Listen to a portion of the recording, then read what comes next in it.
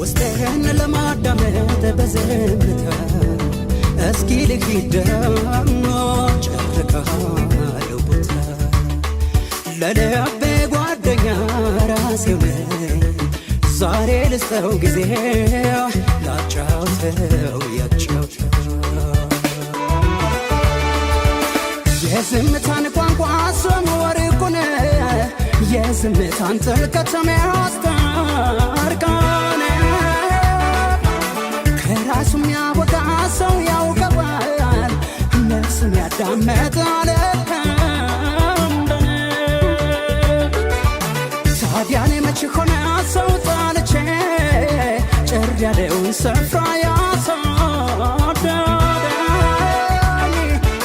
የመግባባት ርካብ ጥማት እንጂ የዝምታን መንገድ ያስመ